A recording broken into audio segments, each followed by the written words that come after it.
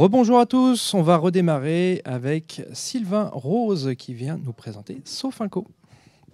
Merci. Bonjour à tous. Alors, Sofinco, on va déjà reprendre un petit peu ce que c'est pour redonner le contexte avant de rentrer dans le contenu de la session. Sofinco, ça fait 74 ans qu'on est présent sur le marché français. Et si je devais décrire à un enfant notre métier, je dirais que nous sommes grossistes. Nous sommes grossistes sur l'argent, c'est-à-dire que nous achetons de l'argent en gros et nous le revendons au détail pour que les différents Français puissent bénéficier finalement de réponses à leurs projets, que ce soit des projets de voyage, des projets de travaux. C'est pas la mienne, ça. Ah oui, d'accord. Donc, pour qu'ils puissent financer leurs projets. Donc, voyage, travaux, mais aussi les biens et des services. Votre future cuisine chez Ikea, votre prochaine machine à laver chez Darty. C'est ça notre cœur de métier. Aujourd'hui, Sofinco, on est à peu près 2500 personnes en France. Et dans le pitch de la présentation, on parlait du COMEX. Le COMEX, c'est notre comité exécutif. Ça permet un peu de resituer. C'est à peu près une quinzaine de personnes aujourd'hui sur les différentes directions métiers qui sont représentées et qui gèrent la direction de Sofinco et la stratégie. Mais Sofinco, finalement, ce n'est qu'une partie d'un vaisseau amiral qui est beaucoup plus grand, qui s'appelle CAPFM. C'était le nom de mon entreprise officielle. CA, ça va vous parler assez rapidement parce que c'est le Crédit Agricole. C'est une banque mutualiste que tout le monde connaît en France, qui est née d'une caisse locale dans les Vosges à la fin du 19e siècle et qui aujourd'hui est devenue la 9e banque mondiale. Je reviendrai sur le PF pour le Personal Finance après, mais notre autre activité, c'est la mobilité. Et sur la partie de mobilité, aujourd'hui, on a fait ce virage il y a quelques mois parce que le contexte de la mobilité change énormément. Il y a 2023, je pense que personne n'aurait parié 5 ans avant que Tesla était le premier vendeur de voitures en Europe. Il y a 5 ans, on n'aurait pas parié que toutes les voitures aujourd'hui neuves, la majorité des voitures neuves se louaient, ne s'achetaient plus.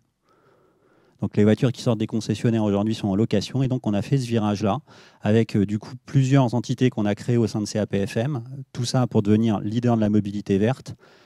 CA Autobank, Crédit Agricole Autobank, où on propose nos solutions à des concessionnaires. Agile Auto, vous pouvez accéder à votre voiture depuis votre agence bancaire, votre future voiture. Et enfin, par exemple, Drivalia, le loueur de véhicules courte durée du groupe Crédit Agricole. Accompagner cette partie-là, on revient ensuite sur toute la partie Personal Finance, donc Sofinco, dont on va zoomer un peu plus aujourd'hui. Mais ce Crédit Agricole, puisque finalement, et ça c'est mon métier, puisque moi je ne suis pas agiliste à la base, mais je m'occupe d'un pôle au sein d'une direction technologique. Je m'occupe du pôle servicing, c'est-à-dire que tout ce qu'on fait bien pour le compte de Sofinco, on le met à disposition des entités du groupe Crédit Agricole. Donc vous prenez un crédit conso dans une caisse régionale chez LCL, et ça passe par mes équipes dessus qui sont en train de le traiter. Donc vraiment cette logique de service. Et puis on le fait aussi à l'international, puisqu'aujourd'hui on est présent dans 22 pays. Dont 17 en Europe, après au Maroc, en Chine, sur nos différentes activités, avec Agos en Italie, par exemple, qui est l'équivalent de Sofinco, Credibum au Portugal, de la même façon, ou Sofinco Spain, celui-là, il est plus facile à retrouver. Ce qui fait que finalement, dans tout ce contexte, on est aujourd'hui un groupe un peu plus de 11 000 collaborateurs dans le monde, et on va servir 17 millions de clients actifs. Je parle bien de clients actifs, parce qu'après, dans les bases clients, on a 3 fois la France, mais ce qui nous intéresse, c'est des clients actifs. On parlait dans la session de ce pitch de portrait agile. On va faire finalement pas mal de parallèles entre 2 éléments, l'art de la photographie et l'art de la transfo agile. Vous allez me dire pourquoi cette idée-là. Quand Sébastien et puis Mathieu m'ont appelé pour venir présenter ce pitch, finalement, je venais de recevoir mon nouveau matériel photographique qui était associée finalement à ma prime de fin d'année, qui était elle-même liée, on va dire, à la réussite de nos premiers mois de transfo agile dans la boîte. Merci patron. Voilà. Et je me suis dit, ça serait pas mal qu'on arrive à lier les deux. Finalement, j'ai tenté le pari de lier la photographie à de la transfo agile. Vous me direz à la fin si j'avais bien fait ou pas sur l'exercice. En photographie, on a un truc qui s'appelle le triangle d'exposition. C'est assez simple dessus. Moi, ça fait 10 ans que j'avais mon même matériel photographique. Quand j'ai changé, finalement, ça m'a changé beaucoup de choses. Et donc, il a fallu que je me repose finalement sur les bases, retrouver les intentions de la photographie qui me plaisaient, les bases de cette photographie. Ce matin, on revenait aux bases de la transfo agile. On retrouve un parallèle dessus, des similitudes. Finalement, on connaît un peu tous la tech de l'agilité. Je pense qu'autour de la base, autour de cette séance, on a des gens qui la connaissent. Mais il faut qu'on arrive à l'adapter aux conditions.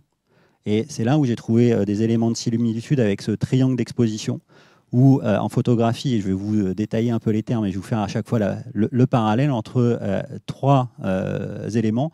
Et vous voyez un triangle, les triangles, on adore représenter ça. J'étais tout à l'heure dans une autre session où on représentait les collaborations PO, UX, Tech Lead sur un triangle. Quand on explique de base l'agilité, on prend le triangle des projets, coût, délai, fonctionnalité, puis on explique comment l'agile le change.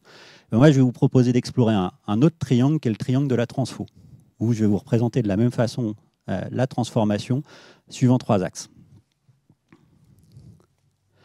On va commencer par le premier qui est la logique d'ouverture. Qu'est-ce que ça veut dire en termes de photographie, l'ouverture ? L'ouverture, finalement, c'est ce qui permet de détacher le sujet de son fond, du fond qu'on a derrière. Donc, vous le voyez, à chaque fois, j'ai pris des exemples de photos. Pour le petit crédit, ce sont toutes mes photos personnelles dessus. Et donc, on va permettre de détacher ce sujet pour justement créer finalement un effet de mise en valeur, un effet de relief dessus pour donner du sens. Le sujet tout seul, il perd de sa valeur. Si vous ne le mettez pas dans son relief, dans son contexte qui peut être posé dessus pour justement ça. Le parallèle que je fais avec de l'agilité et de la transfo agile, c'est la notion de capacitaire. La notion de capacitaire, quand nous, on a commencé finalement notre transfo, on avait historiquement des plans projets avec sur chaque projet des lignes budgétaires. Et puis, chacun respectait plus ou moins sa ligne budgétaire qui lui était donnée. Pas toujours en dépassement. Il y en a même qui ne consommaient pas tout. Ce qui fait qu'on était arrivé au bout de plusieurs années à rentrer dans un système de surbooking. C'est-à-dire que de nous-mêmes, on pariait sur nos propres échecs en disant on va en mettre plus, on sait qu'il y en a qui ne réussiront pas, c'est pas grave, mais dans la totalité, on va y arriver. Surbooking, on était quasiment arrivé à 30%. Donc on était quand même pas mal dans la logique de surbooking. Du coup, on a décidé de changer cette logique-là et de revenir sur les équipes, les tribus, comment je rentre sur le capacitaire de mes équipes et de mes tribus pour valoriser tout ça.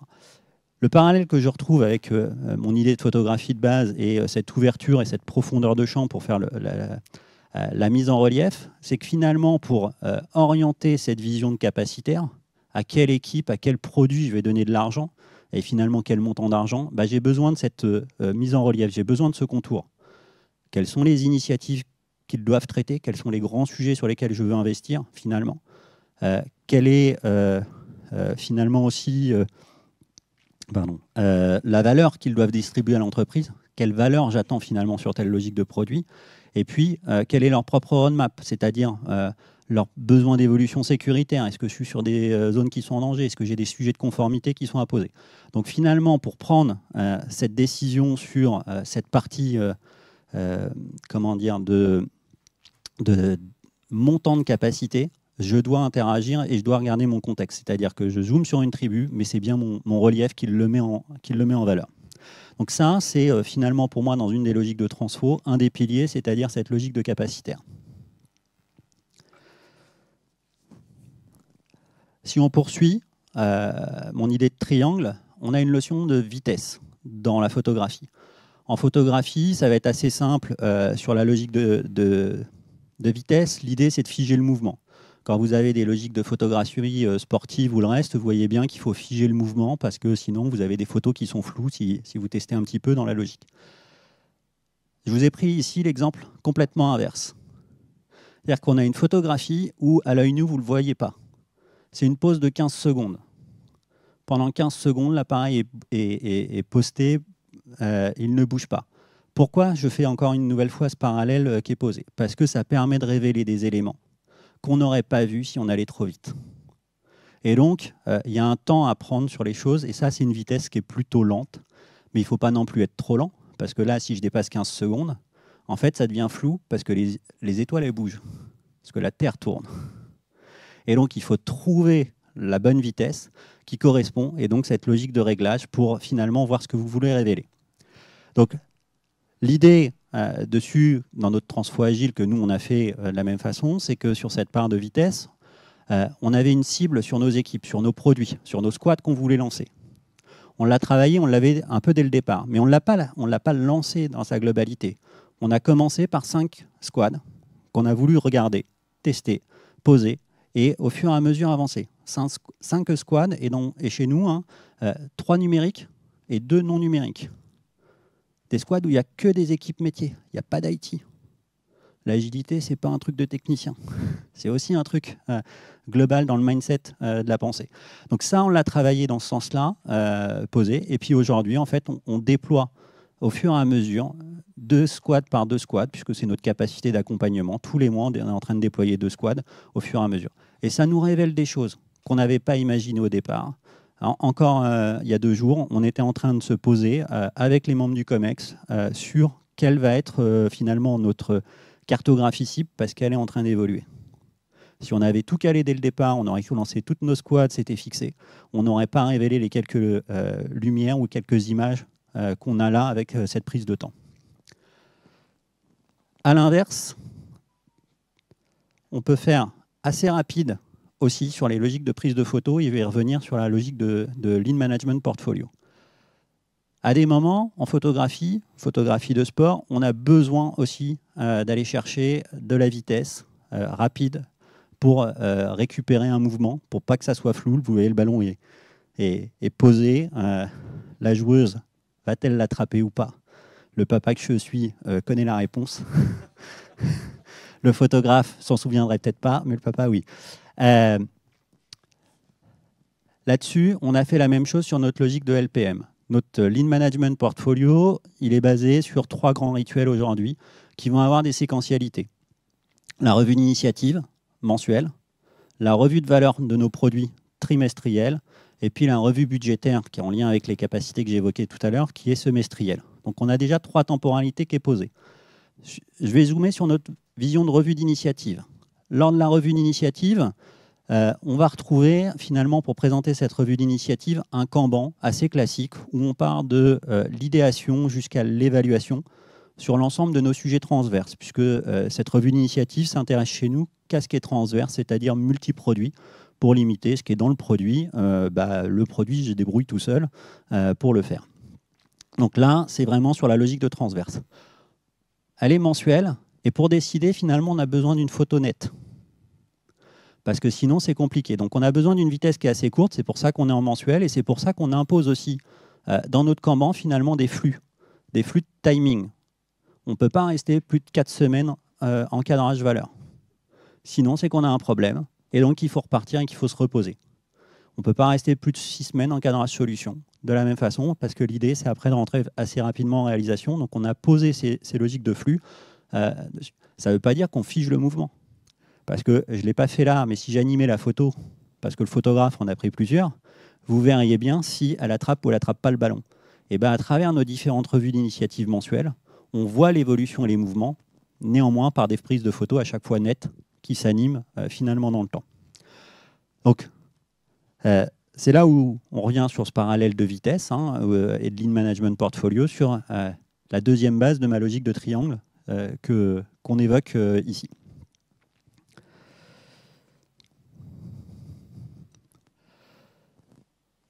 Le point suivant que je voulais évoquer, c'est la sensibilité en photographie. C'est la dernière base de mon triangle. comme sur les triangles de transformation de projet, hein, si vous faites varier quelque chose, bah, ça bouge. La sensibilité, on pourrait presque l'appliquer un peu à la logique de délai. C'est finalement un peu le parent pauvre qui vient corriger les deux autres en photographie. La sensibilité, ça s'appelle l'ISO sur les boîtiers pour ceux qui l'utilisent ou ceux qui regardent sur leur smartphone de façon assez simple. Et en fait, ça vient vraiment compenser les deux autres. Quand je cherche à avoir plus de lumière ou plus de vitesse que ce que je peux avoir en naturel, eh ben, je vais utiliser cette technologie de monter en sensibilité mon appareil. Je prends cette photo, vous aurez reconnu les maillots. De la même façon, c'est une photo que j'ai réalisée dans un parc pas très loin qui s'appelle le Parc des Princes, sur lequel j'ai eu l'occasion de venir en tant que photographe sur le bord du terrain pour du foot féminin dessus, poser. Les conditions, elles sont compliquées. Il fait nuit, il est 21h, il fait nuit, donc peu de lumière, même si on est au parc avec des choses, mais c'est peu de lumière.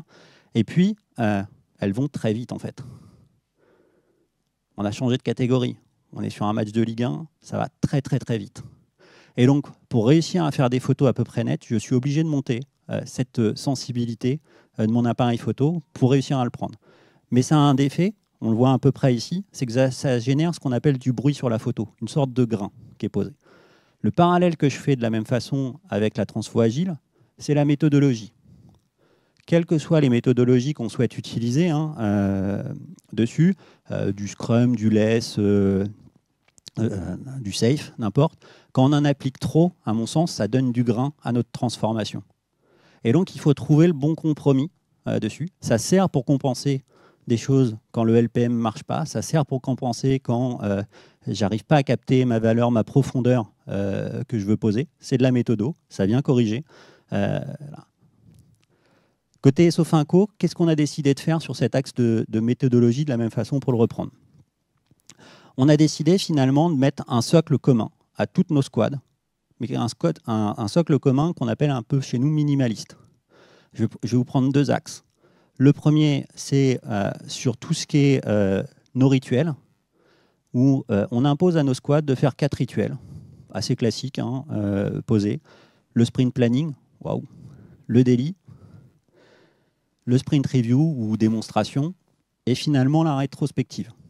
Parce qu'il faut s'apprendre, on est revenu au basique, hein, on n'était pas trop mal par rapport à ce matin, c'est bon, j'ai tout bon. Après, ça ne veut pas dire qu'on oblige à faire que ça.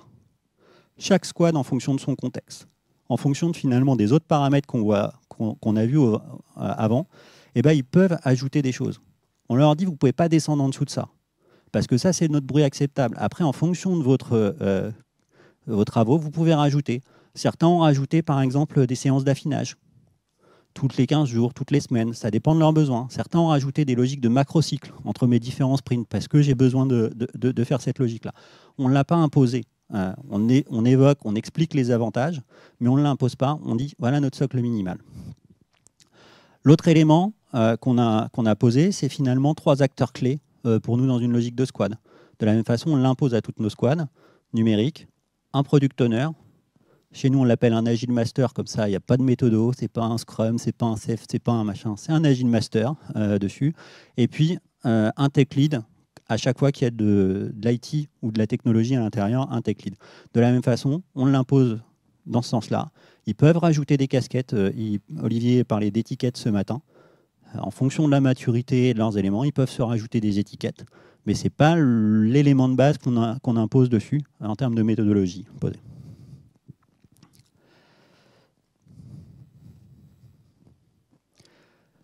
Donc ma sensibilité sur ma méthodologie.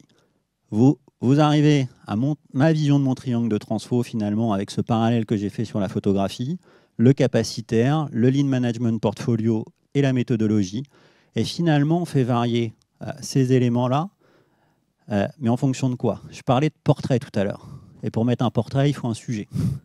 Et donc, je vais vous prendre finalement quelques acteurs de cette transformation pour la positionner et la réussir. Et finalement, on fait varier ces éléments, ce contexte, en fonction de l'acteur qu'on pose.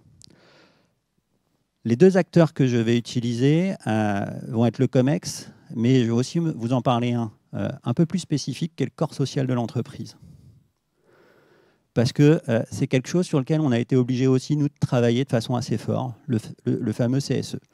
Quand on a mis notre organisation produit pour arriver sur le capacitaire, la première chose qu'on a fait, finalement, c'est qu'on a transformé notre organisation technologique, nos services numériques, pour dire, bah voilà, je mets les équipes de l'IT dans mes grandes tribus qui sont des produits, finalement, de l'entreprise. Donc ça nécessite un passage devant les organisations syndicales, puisque c'est un changement d'organisation. On présente ça, on passe 7 heures de questions-réponses. Et pas de point négatif, du questionnement. Que du questionnement de qu'est-ce que c'est l'agile, qu'est-ce que c'est les points posés. Avec un axe, qui est l'axe finalement du personnage du CSE, qui est celui clairement de la méthodologie. Parce que c'est ce qui les intéresse dans leur approche et dans leur élément posé. Comment je protège mon collaborateur dans cette organisation? Quelle est la méthodologie qui est positionnée, qui n'est pas l'axe finalement de ma vision de la stratégie ou autre, qui les intéresse aussi, hein, mais finalement pas à ce moment-là de la pause et de la prise de photo. Et donc, on décide typiquement de faire un exercice qui a été assez peu fait, je crois, dans les transfos agiles. Nous formons le CSE à l'agilité. Nous prenons nos formations basiques de l'agile, qu'on fait à tous nos collaborateurs, on en fait une session en une demi-journée, avec un peu de Lego Serious Game à la fin, histoire de les faire manipuler, et nous les formons en une journée à l'agilité. Aujourd'hui, on continue de passer en CSE pour avancer sur nos éléments de transfo, mais on passe vite. Ils savent de quoi on parle. On a tué les éléments de vocabulaire et de méthodologie. Ils ont compris, ils ont posé. Et donc, on va beaucoup plus vite sur cette partie-là. On a continué de la même façon. Dans nos premières squads, on a fait faire des immersions d'élus. On a eu la chance d'avoir un élu qui était dans la première squad directement. Ce n'est pas fait exprès, mais ça nous a vachement aidé. Et on a continué cette logique d'immersion des élus dans cette... Donc on a mis ce personnage finalement au centre. On lui a fait varier notre fameux triangle. C'était la méthodologie qui l'intéressait. On a plus zoomé sur la méthodologie et on a changé nos autres critères qui sont posés.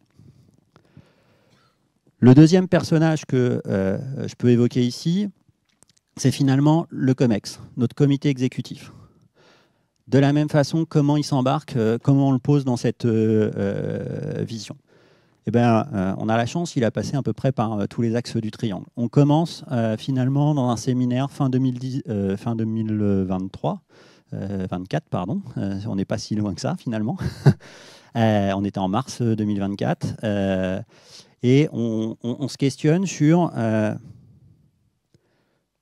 c'est quoi notre problématique? On ne fait pas une transfo parce qu'on a envie de faire une transfo et ça fait bien. Et finalement, ce séminaire, il était là sur nos douleurs. C'est quoi les douleurs de la boîte qu'elle est un peu moins bien que d'habitude dessus et posée.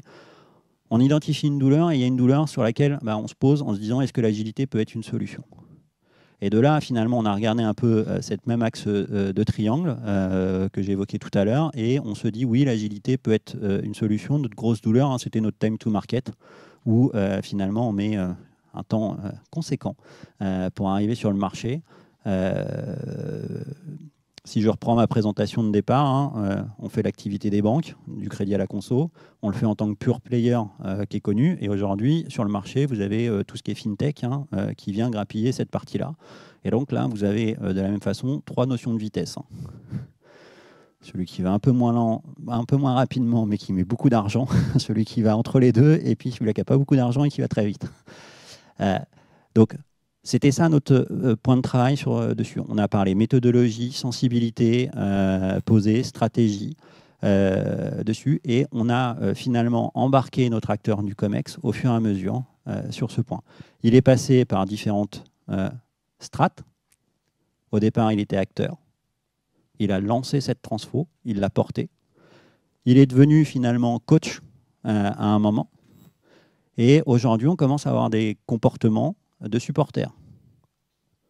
Je suis derrière, j'ai plus besoin de la porter, l'initiative elle est posée, je deviens supporter dessus. Donc ça a progressé avec les squads, ça a progressé dans cette logique de transformation avec toutes les squads. Il y a encore du boulot, hein, c'est pas simple de passer d'un modèle plus command and control directif à je confie finalement les clés de mon camion à mes product managers et moi je m'occupe de la stratégie. C'est des exercices qui sont compliqués et posés. Et de la même façon, je reprends mon angle de transfo. Aujourd'hui, le COMEX s'intéresse plus au lean management portfolio, à ma vitesse d'exécution, la méthodo. Sylvain, tu gères, tu ajustes comme tu veux. Pour la méthodo, moi, c'est mes deux grands axes qui sont posés. Pour lui, c'est de la technique. Si on peut le régler en automatique, pour déclencher, ça lui va bien. Voilà finalement un peu où je voulais en venir aujourd'hui sur ce parallèle. Néanmoins, je voudrais, avant de fermer cette première partie, revenir sur finalement un point de ce parallèle et finalement le point que je voudrais que vous repartiez avec.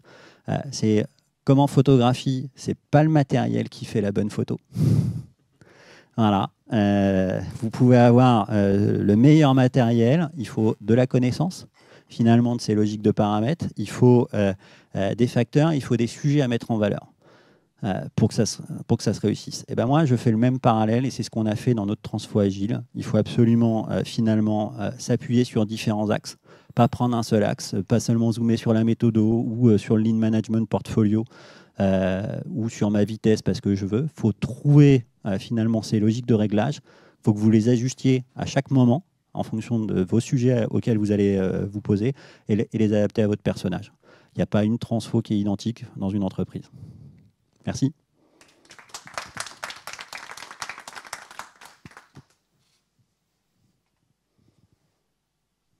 Merci beaucoup Sylvain. J'ai deux questions pour toi. Je vais les poser en même temps, après tu verras dans quel sens tu remplis. La première, est-ce que tu as des membres du COMEX qui ont fait de l'immersion comme les élus du CSE? Et la deuxième, il y a eu but ou pas? Alors, je vais répondre à la première, parce qu'elle est plus simple et ça me permet de compléter la réponse pour la seconde. Non. Il n'y a pas eu but et ça nous a passé le tour suivant, puisque c'était un tournoi international. Tu as peut-être vu tous les drapeaux. Voilà, ça nous a permis de passer le tour suivant. Sur nos membres du COMEX, en fait, des immersions au quotidien, non, mais à des moments clés, oui. On les a invités de façon très forte à venir, et ils l'ont fait sur typiquement toutes les logiques de démo. Et pas à venir en tant que sponsor dans un mode copil en disant « moi je veux », à venir voir finalement ce que ça a généré, et en tant qu'utilisateur, qu'est-ce que ça peut poser comme questionnement ou autre dessus. Donc ça, c'est un des éléments. Le seul endroit où on leur a interdit de venir, c'était à la rétrospective. C'était un des endroits où ils voulaient aller, mais c'est le seul endroit où on leur a interdit de venir. Voilà. Parce que ce qui se passe à Phuket reste à Phuket. Voilà. Vous avez du budget quand même. Merci beaucoup.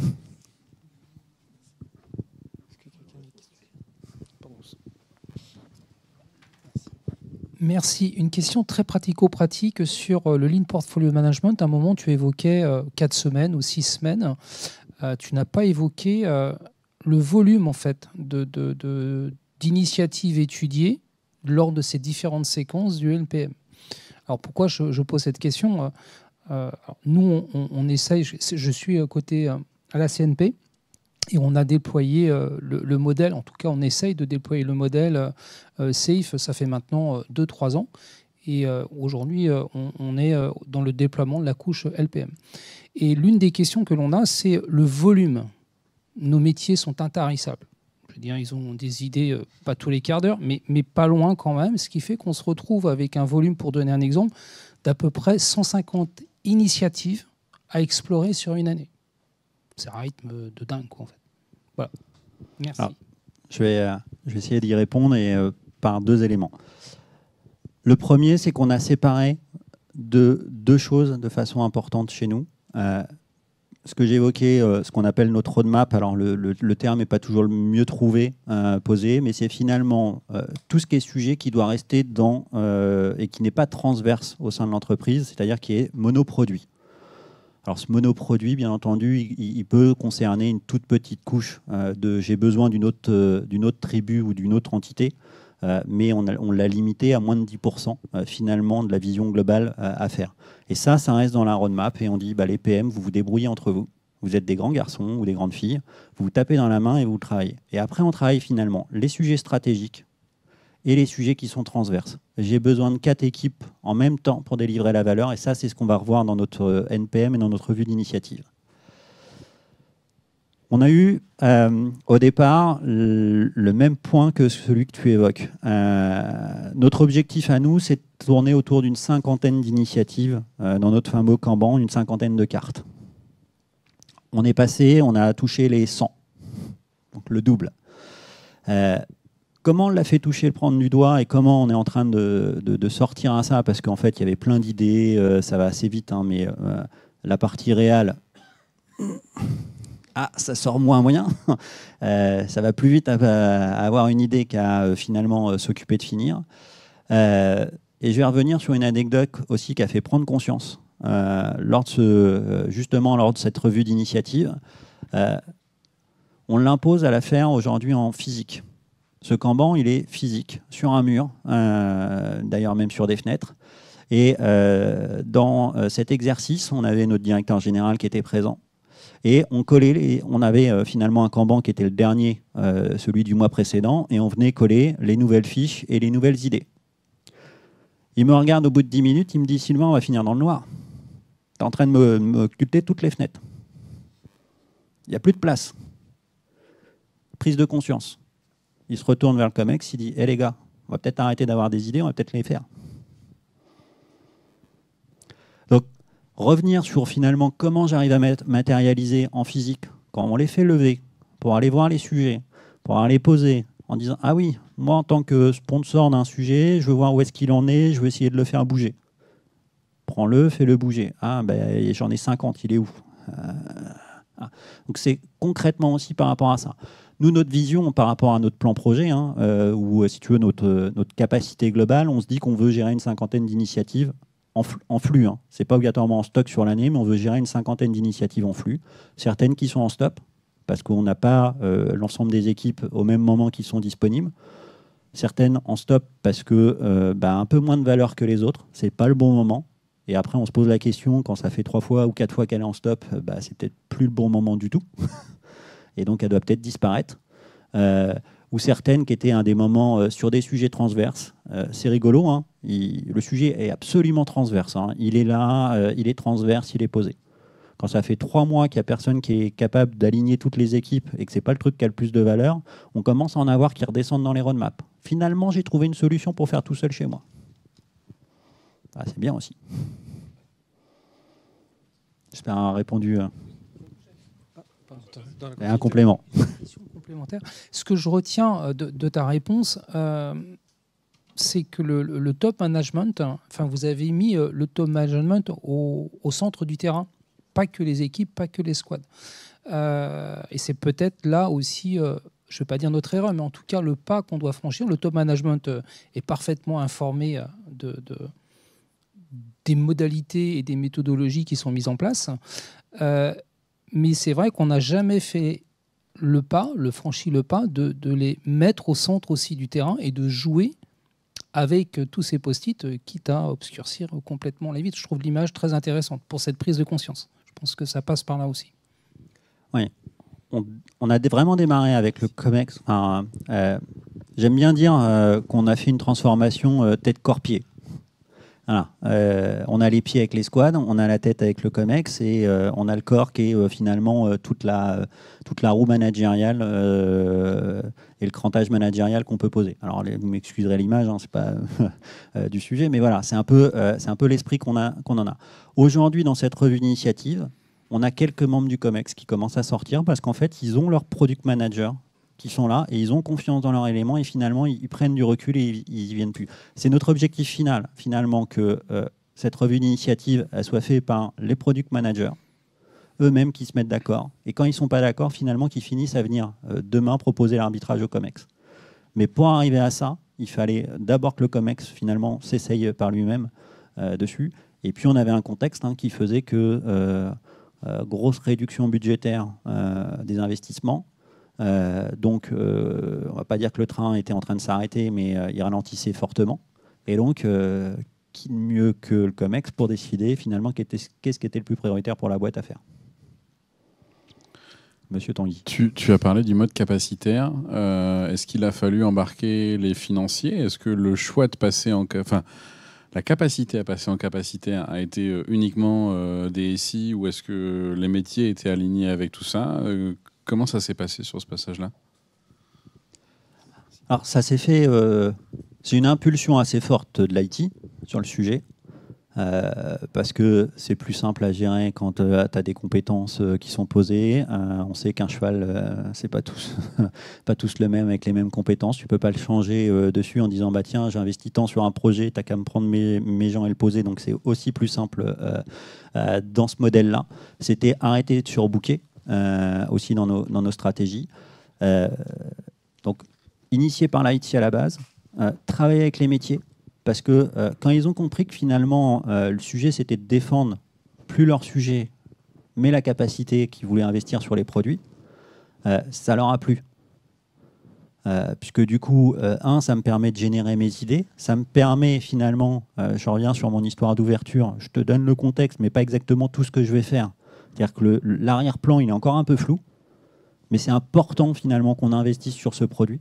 Est-ce que j'investis sur mon expérience client? Est-ce que j'investis, quand je dis expérience client, c'est finalement toute la partie usage, gestion que je peux avoir? Est-ce que j'investis plutôt sur comment je conquiers mes clients? Et donc, finalement, c'est logique de produit. Est-ce que j'investis sur mes outils pour mes conseillers posés? Donc ça, c'était important finalement. Ils ont compris cette démarche-là en ayant finalement un pourtour assez flou et pas ce même niveau d'exigence qu'on pouvait avoir avant dessus. Après, tu évoques la partie financière. C'est un gros impact finalement sur la partie financière. On est des banquiers. La production immobilisée, toutes ces logiques-là, toutes ces logiques de finance, ça vient les secouer. Donc oui, il y a un changement de cap à passer d'un point de vue financier. C'est vachement plus simple un modèle projet. Je sais que voilà, je vais aller chercher... potentiellement du CIR, je vais aller chercher de la prod IMO sur un sujet, il commence là, il finit là, tous les gens pointent dessus, voilà. Vous allez pointer sur de la capacité, mais qu'est-ce que ça veut dire? Comment je vais faire mes modèles financiers derrière? Voilà. Donc on les a onboardés sur le sujet aussi, pour qu'ils adaptent. Je me permets. Merci. Comment est-ce que ta pratique de l'agilité chez Sofinco a amélioré ta pratique de la photographie? Très bonne question. Je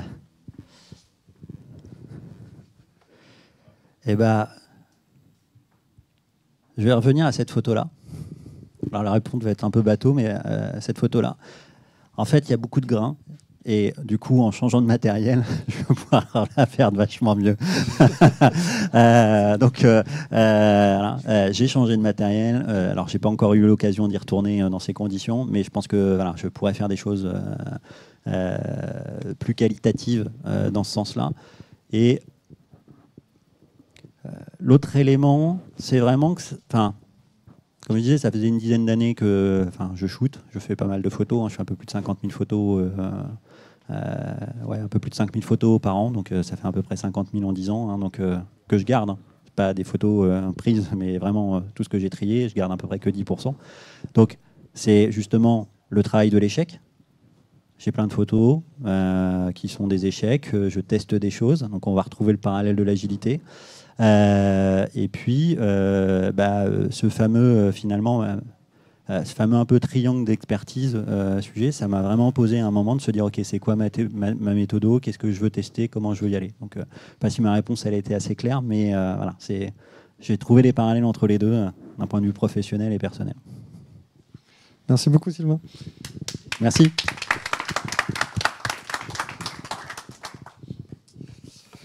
Merci une nouvelle fois, Sylvain, pour cette superbe analogie avec la photo. Je vous propose donc de passer à la pause du midi. Nous reprendrons les présentations vers 13h45. Donc profitez de ce moment pour échanger. Vous avez la possibilité de voir toujours les bots, les agents IA dans le hall à l'entrée. Et si vous souhaitez faire des interviews sur des premiers retours, n'hésitez pas non plus. Bon appétit à tous.